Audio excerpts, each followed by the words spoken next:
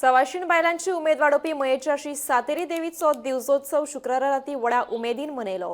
ह्या दिवजोत्सवाक शेकड्यांनी वर्सांची परंपरा आसा। मजगती वांयगणीच्या श्री खेतोबा देवाचो दिवजोत्सव शुक्रारा राती परंपरे प्रमाण मनयलो। गोंयच्या वेगवेगळ्या वाठारांतल्या भक्त सवायशिणी बायलांनी दिवजोत्सवाक उमेदीन वांटो घेतिलो।